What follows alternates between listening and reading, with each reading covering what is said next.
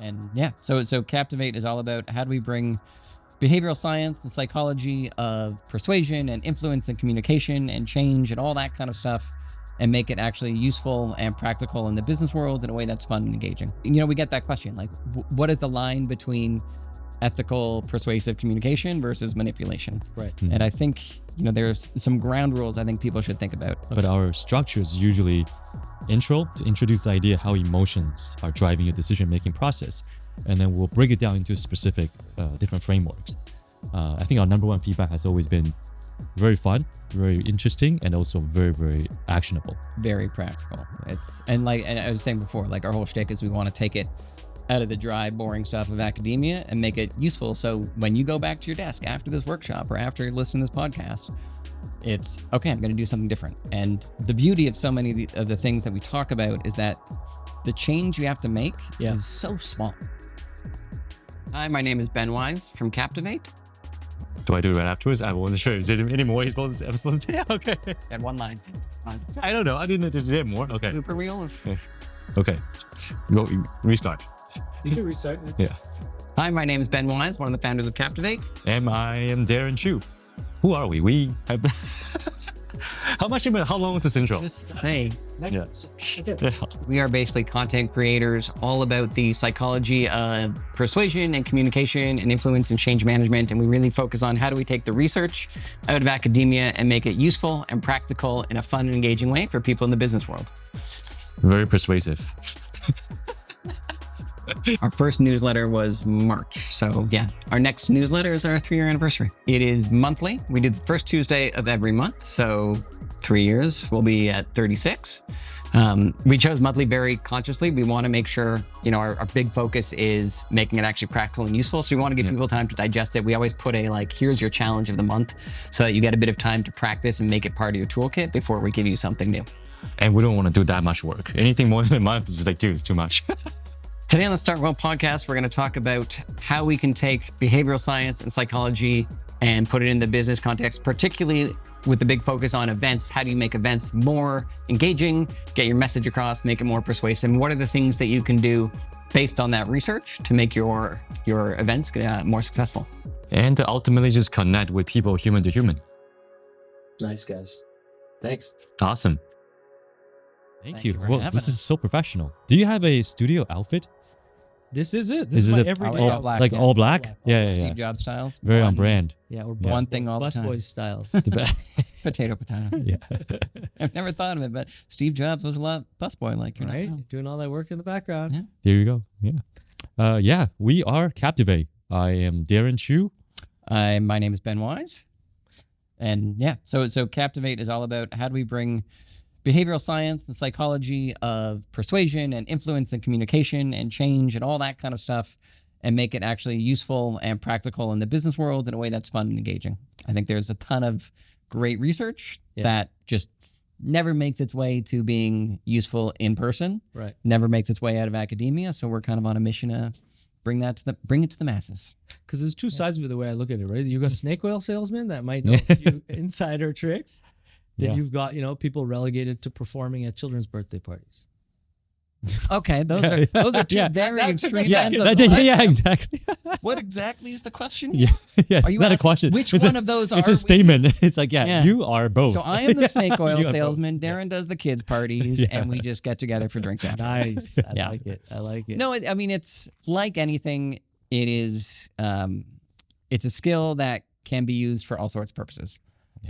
And we will often say, and we get that question, like, what is the line between ethical, persuasive communication versus manipulation? Right. And I think, there's some ground rules I think people should think about is like, hey, do you believe in what you're selling? Yeah. If I am trying to sell you snake oil, if I'm selling, vaping to underage kids, like, no, don't use any of these techniques. And two is, are you being truthful? Right. I think there's a line of like, you can frame the truth in a way that's going to be more persuasive, and that is totally kosher to do. If you when you push that line too far and you start being untruthful, then yeah, you might be using great techniques, but that's not okay. Yeah. And like anything, a good tool in the hands of the wrong person is going to be bad. Right. So okay, let's the name you guys use the name Captivate, right? Correct. Yeah. Where did that come from? How long Was that- have you guys like known each other, and how did you start kind of using that word Okay. together? So okay, Captivate, the name was funny because we started doing this, and then Ben will talk about the history first, but then it came to a time where we had to have a name, Yeah. and we just been tossing each other random names, and then at one point we narrowed down to a list, and Ben is like, okay, this is like the top 7 or however we have, and out of the blue I just turned to Ben, I'm like, what about Captivate? I have zero research, zero, and he looked at me, he's like, that's the one. We'd spent weeks talking about bouncing around names, and then all of a sudden it was this. Yeah, you just said it, and it was like, that's it. Yeah. That's what we're doing. It's just yeah, Could have saved us a lot of time coming up Yeah, with that a few weeks exactly. earlier, but whatever. yeah, we just put it into our brain like this is the word. Zero reason whatsoever. Okay. Yeah. Yeah. But okay, sorry. So even doing stuff together and Yes. thinking on the same line. How did you meet each other? Let's start. Good question. So we've known each other for what, 13, 13 years. Yes. So we both have day jobs. We work at Google, where we have at various points been on the same team. So Okay. at one point we were on the same team, and Darren came to me one day and said, could he take over a team meeting because he wanted to present a bunch of like psychological tools and tactics that he had learned that he thought would be super useful because we were a sales team. And I was like, yeah, sure, go for it. So he comes in. It was super interesting. I can't remember exactly which ones. Maya, you talked about. I think, Power of No. There were a couple others. And at the end of that meeting, I was like, hey, Darren, you should do something with this. Why don't you like start a newsletter? And he goes, great idea. I should do that. And then, of course, he didn't. And then about like a year after that, there was a restructure and we weren't on the same teams anymore. So I said, hey, now that we're not on the same team, it's not a conflict of interest. Yeah. Do you want to do it? Yeah. And that's kind of how we started. So it was Email newsletter, right? Is that It the was, first? it was Yeah. and still is a monthly newsletter where Okay. we take one psychological principle, we explain the research, and we help people understand this is how you can use it in different work scenarios, whether it's sales, marketing, change management, internal politics, Yeah. lots of internal politics. But since then, we've obviously grown and expanded to doing all sorts of other types of content. We do a lot of speaking, bunch of socials, podcasts like this. Yeah. So Ben's being modest. He missed a very important detail. He was my manager. And that's why when I came to him, I was, hey, I want to take over a team meeting. He was like, sure. And then as part of my personal career development, he was encouraging me to do all this stuff. And like a really good employee, I didn't do any of it. yeah, I you did- didn't squat. It was a test. It was all a test. Yeah, And yeah. then- I was like, and then no. after, I was Yeah, like, well, I know let's I- shut up, manager. I shipped him off my team. Yeah, and then managed to start. Yeah, that, so start that- Now that, your yeah. punishment is to just- forever. yeah, I'm more stuck with him stuck- forever. Yeah. Yeah. But this is so good because he knew exactly what I was good at and not good at. Yeah. So when he came to me with the idea, he already knows what I'm going to be horrible at and what I'm going to be good at. Yeah. And it's a great That's great good. dynamic. Yeah. Yeah. So okay, in all the speaking gigs and the various topical focuses, what's the underlying platform of your perspective or methodology that you guys share and impart Yeah, knowledge? so I think our like the most foundational insight. Yeah. If you like, we'll talk for an hour. We'll do a 3-hour workshop. Whatever it is. If you take away one thing, it is that people in work approach influencing communications very rationally, but that's not how our brains work. Mhm. We are very emotional and we make very irrational, emotional, gut instinct decisions, but we don't communicate in a way that respects that. And if you take one thing away, it's you need to start appealing to the other person's emotional side, whether it's a sales pitch, a marketing campaign. And, we see this in marketing all the time. The best commercials are really emotional. You laugh, you cry, whatever it is. Sure. But you sit in a sales pitch or, the person who has that amazing creative idea for the commercial gives you the most boring pitch on why you should do that. And it's so rational and full of facts and data. And we people just communicate in a boring, dry, rational way. And that's wildly ineffective. So then the art of persuasion is rooted in tapping people's emotional responses to things. Exactly. Yeah. That was a much Exactly. more succinct version of what I Yeah. said. Yeah. If you could just cut out what I said and say, repeat that. Yeah. But there's so many jumping off points from there, right? So if you were to, let's say, I don't know if have you guys conducted workshops, like hands-on? Many. training? Yeah. Okay, so if there's a prototypical like workshop program, how do you walk people through? You've got one day with a team, their sales team. What are you going to walk them through for the day?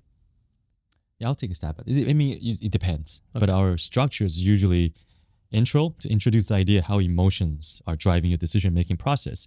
And then we'll break it down into specific different frameworks. And all of which is based on psychological frameworks, human economics, behavioral economics. Yeah. And we introduce what the study is, what the impact is, and what the real-life application. So it might be The Power of No, and it's coined by Chris Voss. A lot of people read that book. And what does it mean? How do you use it? And what does it apply to your business? So we go through that entire structure, that framework.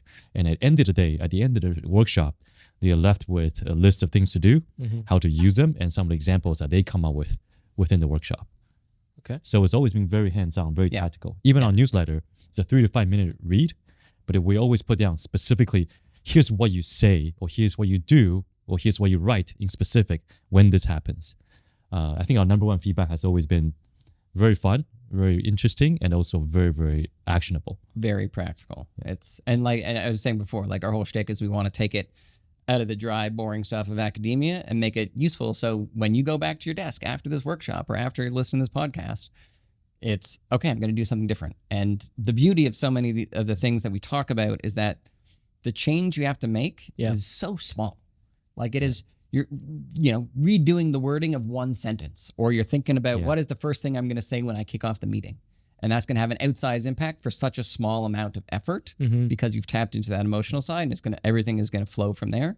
But the beauty is like it's practical, but it's also easy. Very easy. Yeah. If I give you a situation that I'm sure a lot of our audience members would actually connect with. Oh, real life. I love this. Can we just role play? Let's try it. We can cut it out if we totally blank. Yeah, exactly. I'm sure you'll be fine. And I think this will be highly, highly useful. All right. Yeah. To demonstrate, but also to be practical. Okay, so let's say that like here at Startwell, right? Something that we do every single day is welcome functional teams, if not full teams at companies, to run internal offsites. The offsites may have different cadences. It may happen once a year. It might happen once a quarter, once a month even. But typically these sorts of functions, like we were saying downstairs before we jumped on the camera, I've kind of like been finding that not every company understands why they get together and how they get together and what they need to get on the same page about, etc.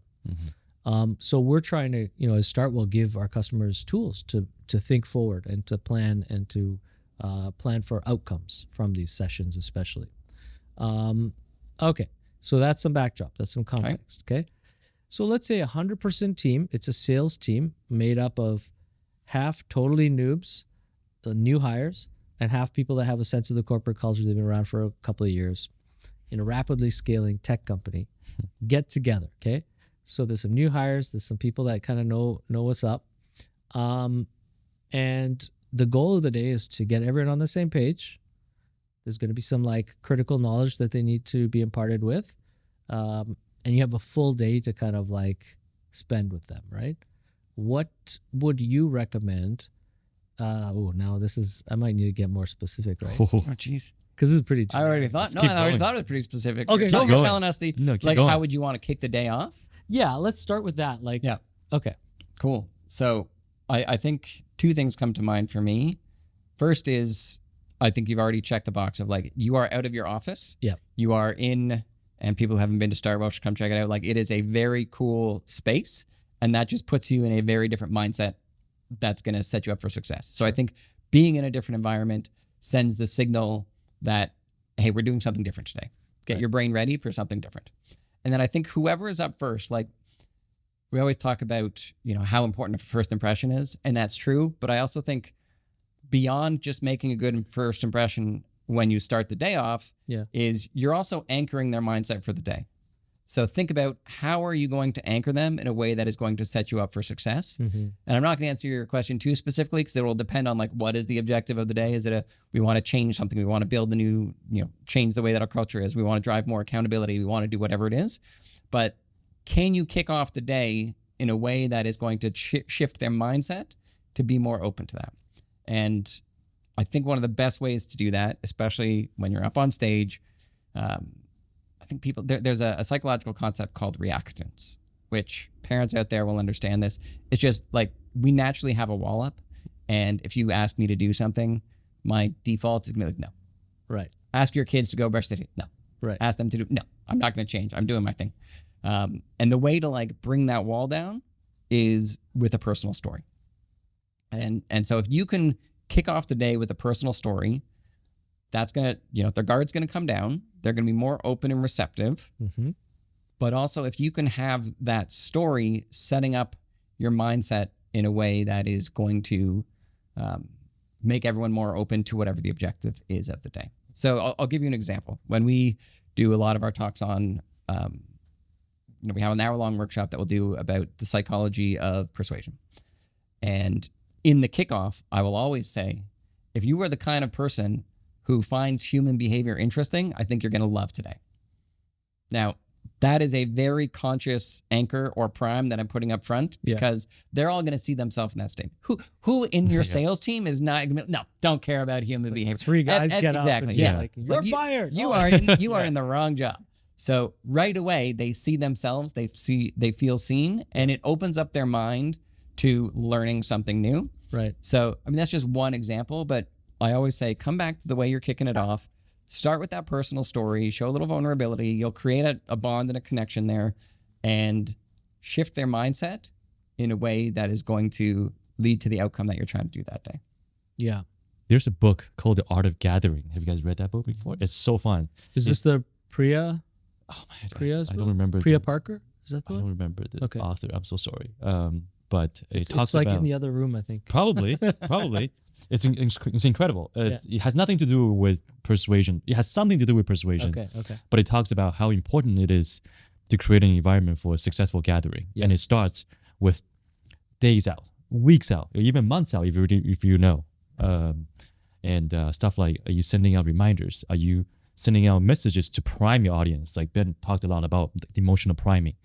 And on the day off, is all the messages or the way you talk to each other cohesive from the vibe that you've been sending out? Right. So then by the time they get to that door, everyone's really excited for it. That's why kids get really excited going to Disneyland, because they're not excited on that day. They've been thinking about this day since they're 2 years old. Yeah. Tuesday art class. You know, I love Tuesdays because it's art class. Yeah. And I was like, oh no, the art teacher's sick. We're watching a movie. What?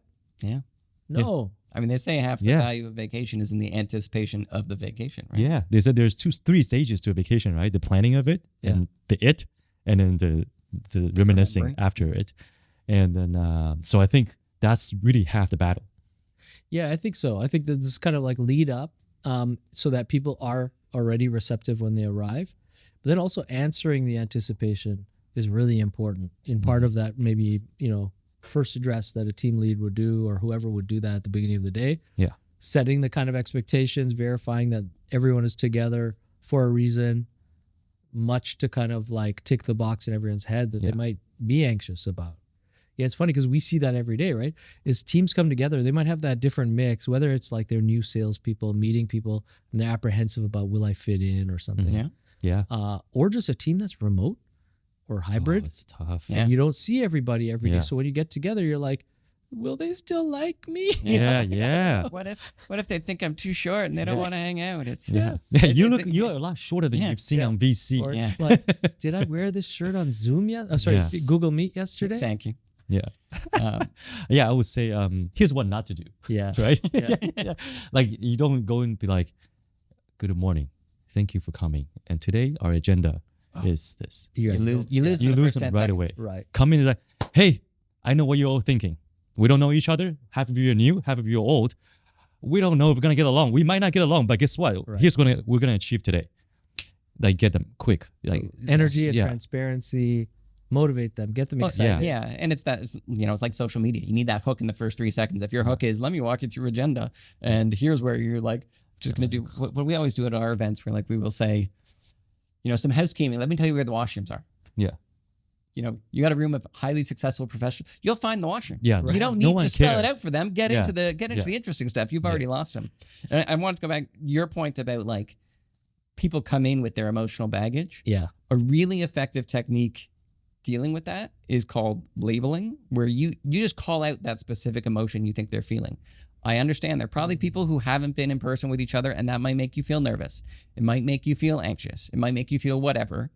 If you label and specifically articulate by labeling what that emotion is, it helps people calm down and like get past the emotion, because then they can separate themselves from that emotion and move on without being kind of painted by that. So that's just another like quick, easy psychological tactic that label the emotion, and it's going to open things up for you.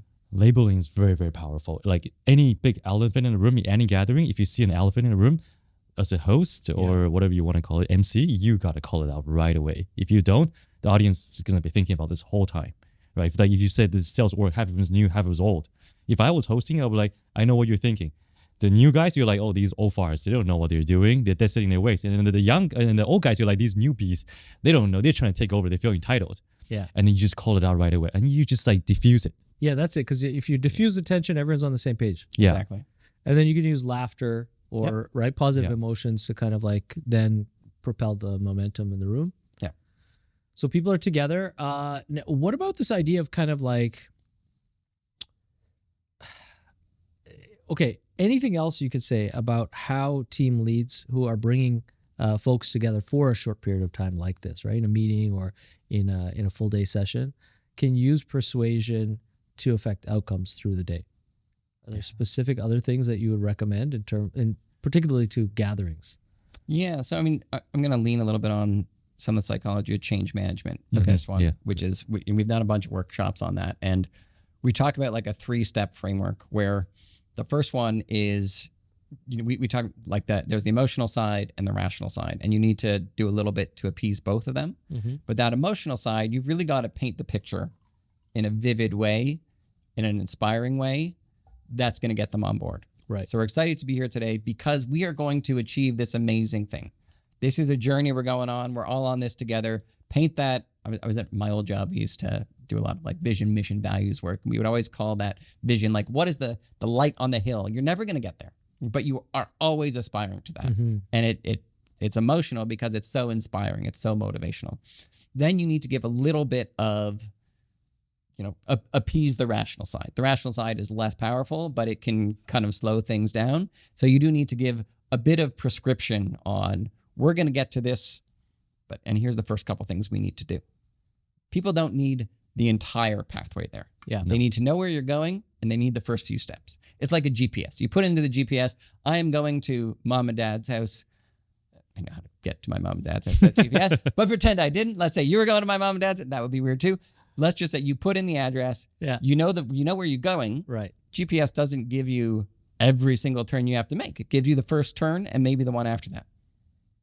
And you'll figure out the rest as you go. Well, it will give you step by step as you go. But people don't need every single piece. It's too much. It's overwhelming. I don't know if I'm dating myself with this, but like back in the day, you would print off your MapQuest directions and it was 2 pages. Oh my and God. you'd read through it all. It's like, okay, Or I've already prints forgotten. in the wrong order. Yeah. What is printing? All sorts of What does reasons. printing mean? But it's you give them the vision, Yeah.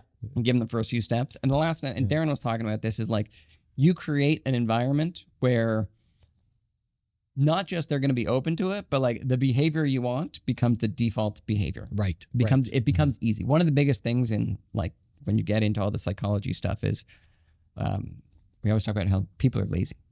And yes, we're lazy. I don't want to get off my butt and do something, but it's also like we have a million different ways of taking mental shortcuts. Yeah.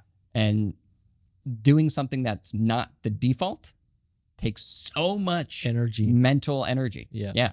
Physical and emotional energy to do that. Right. If you can make that desire, if you can create an environment where that desired behavior that you're after is the default behavior, the way you seat them. You got to think about, it's almost like wedding planning. You need the right people to sit together to enable the right conversations. You need to have the right speakers there to enable the right kind of thinking. You need to have the right breakout topics to enable the right kind of conversations that you want through the day. And if you create that environment along with the emotional and rational side, then I think you're set up for success. Yeah, we've been noticing this a lot where it's like there's really 3, this is overly simplistic, but there's 3 types of kind of sessions that people typically plan. We're talking like larger teams, let's say like 50 plus people.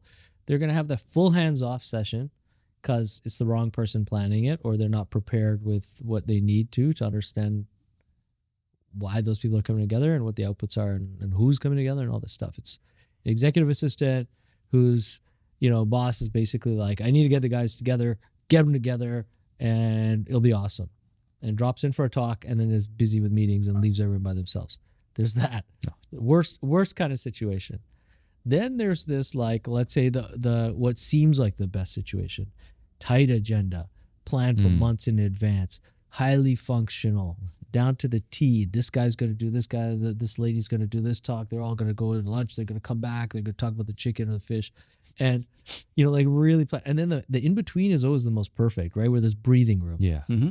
And you have to plan for that, like, at least where we see happiness and laughter and people getting on the same page and forming their own tribes through the day. Yeah. That's a big part of it.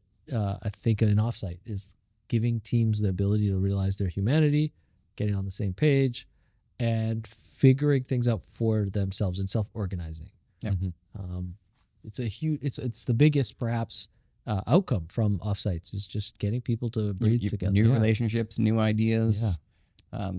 Yeah. Those connections. I think you were talking about that downstairs, like the spontaneous interaction. Right. When people have the right mindset is going to create things that you can't plan for, but they're going to be great. Yeah. Okay, so we've been talking about this like IRL situation, which might be useful to, of course, all the planners and people, ops people that are listening and watching. But now let's take a shift in gears, because you guys also you work in advertising, right? Yeah. So how does persuasion? How are you seeing? And there may be particular cases that you've seen of advertisers in Canada recently, kind of like doing great campaigns that lever some of these theories. But how does persuasion come into advertising in general? But also, how are tools changing, technological or otherwise, to enable a better use of persuasion? We'll talk about some of the cool tactics that we've seen out in the wild. I probably forget a bunch of them because there's so many. Yeah. One that I remember was hotels.com. Okay. So if you go on hotels.com right now and you want to book a room, you will see like there's like 4 different types of rooms, and you will show you what rooms are already booked up. There's no point. Why are you showing me the rooms are already booked up? As far as I'm concerned, I shouldn't care. And they will also show you what that price was when you were booked up. And if there's any deals, you will also strike out the original price and be like, this room is now $500 instead of $700. It gives you all these additional pieces of information just to show you that, hey, you've already missed out on this great room. There's only 2 left, and this was the price. This is the new price. Do you want it? Because they're all going to get taken out very quickly. So it's a very good way to just push user and then instill a little bit of sense of urgency when they want to push them to book a room. Some advertisers during like Black Friday or like Boxing Week, they do a good job of doing like countdown ads. Yeah. Countdown ads is really good. Like, and then every time you log in, you see the ads. It's like 20 minutes left until this deal is over. 20 minutes left until it gets delivered on time for Christmas. And most people react to that. For me, I don't know. Maybe I'm overwhelmed with like too many decisions to make in life. Yeah. I'm like, screw off, man. Yeah. You want me to I don't want a deadline ever. I always say this even in the gym when I'm like, hide my belly. When I'm in the gym, not often enough. My trainer, I always say like, don't count down. Just tell me when to stop. Interesting. Yeah. Okay. But I bet you I'm not a case example for advertising. And one of the things I think we'll often say when we're presenting is like, there's no psychological tactic or principle that is a silver bullet. Right. Nothing works 100% of the time. The idea of a lot of these principles is that it's going to stack the odds in your favor. Okay. So, and you think about, those digital ads, they're literally priced per 1,000 of impressions. And so to do it at scale, you personally, and everybody says, I don't click on ads. It doesn't work on me. All sorts of data to say it does and that you do. But it's not that all 1,000 people are then going to click and go buy. It's that originally there were 2 and now there's maybe going to be 3 or 4. And that doesn't seem like a big deal over 1,000, but you just doubled your sales. So again, small changes have a big impact. Mm-hmm. But when it comes to advertising specifically, it does need to have that scale because it's a few percentage points that make a big difference to your bottom line. But on the scale of 1,000 people, might not feel that big. There's a great example of this that I came across on my Canadians Create show. I think I had Cairns O'Neill in studio, and they were talking about their work with sick kids recently. Yeah. And it was brilliant. A lot of great campaigns. Yeah. It was like, okay, so they released this video that's very emotional, right? And it's all about like helping kids get to their next birthday, which right away is like, whoa, very emotional. Jeez. Yeah. And so that was the initial prime. So people watched that video as a video ad placement across the internet. And then they had follow-on prompts when you're doing something related to the topic matter. So for example, they had a lot of success on Pinterest where people were doing mood boards for birthday planning. Oh, that makes a lot of sense. That's cool. And just like hitting people in this like sequence that doesn't seem like your standard advertising sequence. But again, it's about like, setting the prime. Yeah. Mhm. And then, and it was highly successful apparently in converting. Their goal was very simple. It wasn't, let's get like net $500 million more for sick kids.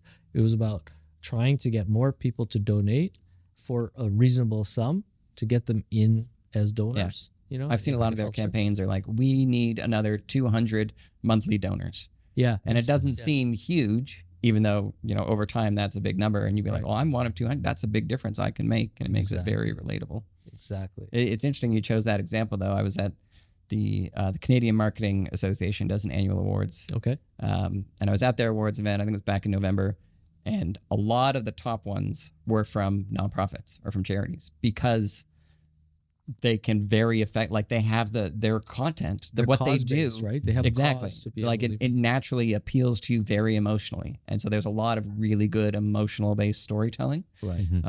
That I think charities can do really effectively, and I think the best for-profit brands find ways to do that too. Yeah, we talk a lot about with advertisers, like what is your value proposition?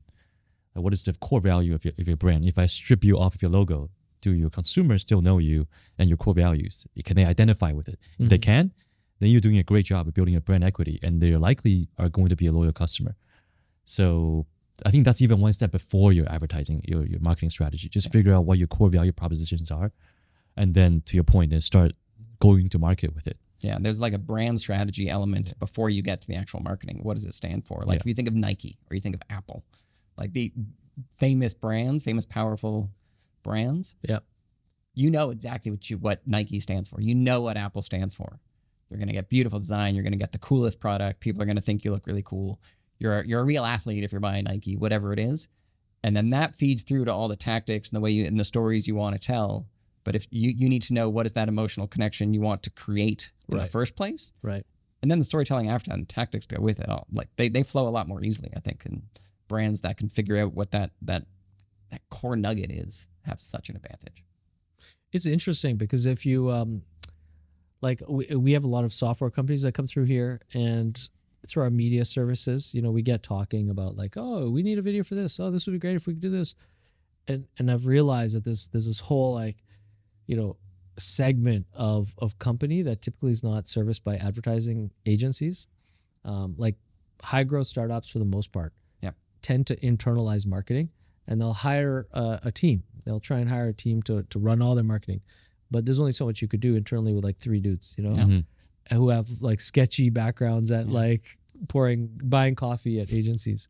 But it's interesting because they have a lot of potential to experiment with a lot of this stuff, I think, in like defining what their brand is, testing what the relationships with customers are, and then figuring out campaigns or whatever that are like marketing materials that are like persuasive.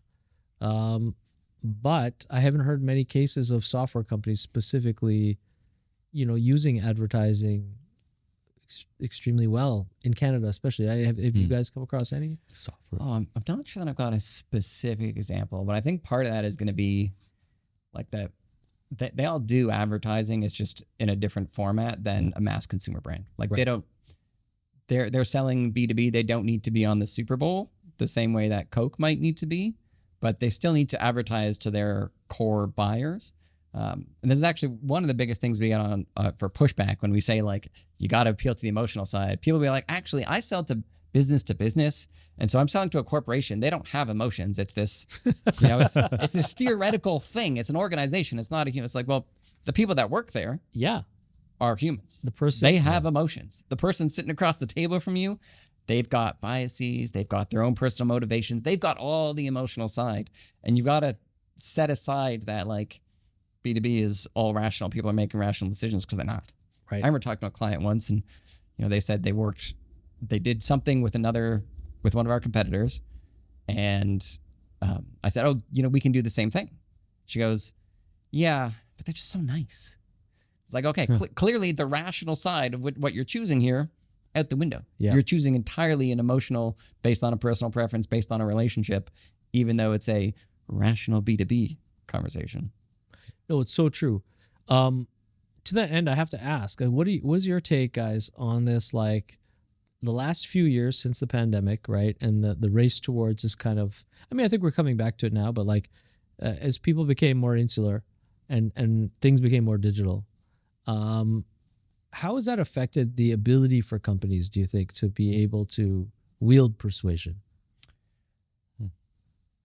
I'd say in some ways it's harder because it's so fragmented. Right. But in some ways it's easier because your ability to find the people you want to talk to and reach them, like I am more connected than I've ever been. So if you want to reach me or someone like me, you have more opportunities to get that in front of me than you ever did before. Okay. And it might be harder and more complicated to do that because is it this device? Is it that device? Is it this channel? Is it, how am I going to measure it here? How does that connect to here? And the logistics of it are harder. Right. But at a high level, the ability to find the right people in order to give them a persuasive message right.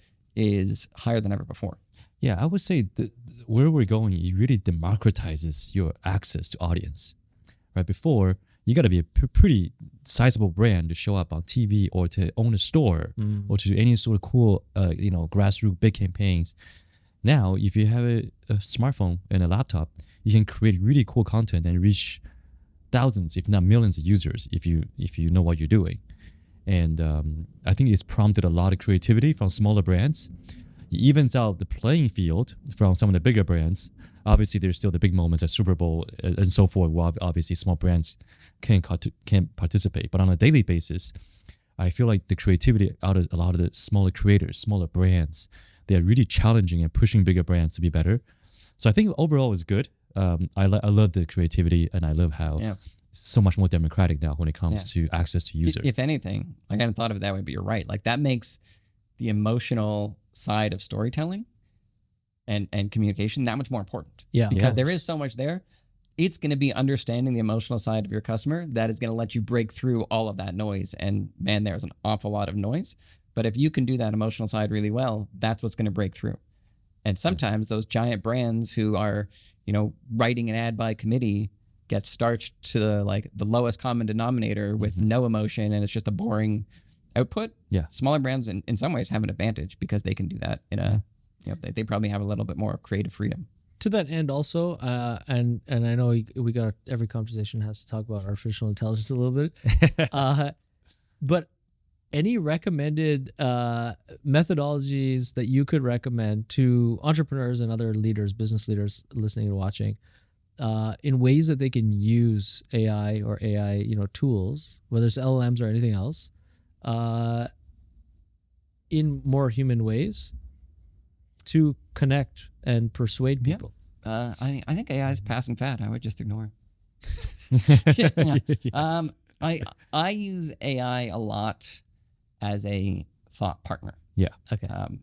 And it does not replace, if anything, it makes that human connection even more important because you are bombarded with so much AI slop that to have that human connection becomes more valuable because it's more unique. Mm-hmm. But it's really good at helping me refine some of my messaging, or I'll say here's my presentation. I'm trying to think, it's great at coming up with extra ideas to help me make it better. Yeah. So I'll upload my presentation and say I'm looking for a really great prime in the introduction that sets them up. And this goes back to what we're talking about. My objective for the day is X. How can I prime my audience to be more open to that in my introduction? And it will, sometimes the ideas are good, sometimes they're bad. Ask it for 10, choose the one or two you like and refine them. Right. But coming up with the way that you are going to communicate it and weave in some of those elements, it's great as a first draft provider in a lot of ways. Yeah, I would agree with that. Yeah. I mean, we all become so good at writing prompts, but also at the same time, we're so good at detecting who is using AI to dude, this is an AI paragraph. for actual output. Yeah. For like content. Yeah, so I think I don't know about like everyone else, but I feel like it's gotten actually, it had become even more sensitive now in the way I present myself to make sure that I've gotten so much great information from AI. I have to internalize this and then make it mine when I'm conveying to my customers or my counterparts. Yeah. And I think that process made me more human now because I'm hyper aware that I do not want to come off like a machine. It's interesting because I'm always doing the opposite in a way, like especially for us and for our content for this show event. Like what I'll do is I'll pass it through Gemini and I'm going to use that to reformat the content to accessorize it and package the content, right? So it helps us analyze through the transcript analysis and everything of videos, like what are clippable, interesting, tidbits that we can extract. And then, then it's about pairing that with the right audience, right? Getting that out to people. But even things like pull quotes out of a transcript to say, what do I need for my YouTube thumbnail? Yeah. And there's something crazy that's been interesting. I guess the YouTube team has been testing Gemini through YouTube Studio. And I don't know if you've seen this, but like it's a limited, like a beta. So I don't know how they're picking people or whatever, but it just shows up and there's Gemini in your YouTube Studio, but it's a limited access. So it's while you're in session, logged into your dashboard, you can use it to prompt to analyze your content. I guess this is like the pre-test before it's rolled out as the new search engine on YouTube. But yeah, so you can kind of ask it questions about your content, which is great for creators who are like, I want to get better at understanding my audience and I want to give them more great stuff. Yeah. And reformat my content to make it, the hooks better and so on. Yeah, that's cool. And then when you close your session, it's gone. So this is interesting because it doesn't have the memory each time you log in. Yeah. So you really have to, it's almost like, that early internet feeling? I don't know if you remember from the 90s. Sorry, I should talk to you, Ben. I remember. I'm a lot older than you think. Yeah, it's Darren's birthday. It's actually my birthday. He just turned 46. Not that far off. No. Okay. I actually don't know how old you are. I turned 41. Hey, congratulations. Yeah. Welcome to your 40s. You are older than I'm talking. Yeah. So you do remember it though, but I remember staring at, it wasn't even Google, like this pre-Google, right? Like looking at, I don't know, Alta Vista or Hotbot. Do you remember Hotbot? No, that's too old. I don't know if I use Hotbot. Hotbot was Wired Magazine's search engine. In the early days, they had a search engine. Because they were indexing all of these websites and they were like, hey, might as well make the index searchable. Yeah. But staring at it, that whole thing of like, okay, well, what do you want? And then knowing that behind the search box, there was such a depth of knowledge that you're not kind of thinking that you're going to go back to the same sources once you get the answer. You're conscious and you're in the moment. And when you get those results, you put them in your brain. That's now the store of information. It's in your head. That was always the early use case of search engines, right? Oh, wow. Okay. So I feel like we're there again with in some ways, I mean, if you're on social and you're looking at something and then you get interrupted and you lock your phone and then you come back to it, it refreshes and it disappears and you're like, you can never find it. How am I going to find that? I was midway through this post and I'm never going to just talk about the subject around your phone. Just like, exactly. Like, just say happiness. This stuff, But it's gone. I want to be rich. just give me something to work with. Yeah. Honestly, and I'll float it back, right? Oops, I got in a car accident and I need insurance. The next thing you know, insurance ads. Yeah. Yeah. Man. Yeah. Awesome. Well, I know this was a meanderous kind of conversation. It's fun. An interesting one, yeah. But I also know that you guys have a hard stop you need to jump to stuff on. Yeah. We got people to influence, people to persuade. Yeah. Is there a book coming out, by the way? Are you guys working on one? Talked about We have talked about it, yeah. Not soon. Okay. Not soon. We actually just launched our first course. Okay. I think yesterday we put it up as a beta. We're trying to get 20 people to try it out. Where do people It's on Kajabi, but if you follow either of us on LinkedIn or follow We Are Captivate on any of the socials, you'll see links to it. Awesome. By the time this comes out, it will probably be past the beta. We'll have the full version ready to go. Yeah. But yeah, we keep thinking about that. And we are giant, well, more me, but we are giant nerds about the content. We find it so interesting. We're constantly researching, constantly writing, constantly find a way to put that content out there. Yeah. And so I think it's a matter of time until we turn it into a book. Well, there's just still so much. We feel like there's still so much to do before a book. But the problem is, one time we were at a speaking gig, And then one of the speakers brought his own book, and it's just like out there, it's like everybody gets my book. It's just such a flex. I'm like, I it's want a big book flex, out there. right? Yeah. People feel great. Yeah. I'll look in the document for the newsletter and I'll do the word count. I'll be like, how long is a 250-page book? And I was like, okay, we're 60, 70% of the way there. Just in your newsletter. Just of the archive. newsletter. Yeah. Exactly. So, There you go. And Yeah, I each feel one, like- you've got chapters, right? Each one is a chapter. yeah. Yeah. Yeah. And we've thought about like what it will look like when we do it. It's just don't know when that will be. But that's cool that you're doing this online course. Yeah. So this is a self-driven course that people could take. Yep. It's online, on demand. This is it's pretty short. It's about 30 minutes of video content with an assignment to, again, as we said, like we want to make sure it's very practical, very easy to use. So we give everybody a made up press release for a fictional product or fictitious product we made up. And then as we go through each of the key principles, we say, okay, go back now, take that principle and edit this to weave that in. So it's focused on marketers? Well, this one, we would say that if you work with other humans, your ability to influence and persuade is going to be crucial to your success. So we think it's useful for anybody. I think a lot of the customers do tend to skew towards either sales or marketing. But the activity is just easy to bring to life with a press release, or we've done a lot of our workshops will be like a sales pitch slide, or it'll be a commercial or things like that, because it's a very easy output. Sure. But yeah, I think for anybody, if you're working with humans and you want to convince them of something, if you're married and you want to convince your spouse of something, There if you you got go. kids, you're trying to get them to brush their teeth, whatever it is, your ability to communicate more persuasively is going to help you succeed. Awesome. Yeah. Thanks for coming to the studio, God. guys. Thank you so for much having for us. having us. It's It's so great. fun. Pleasure. It's Yeah. a pleasure.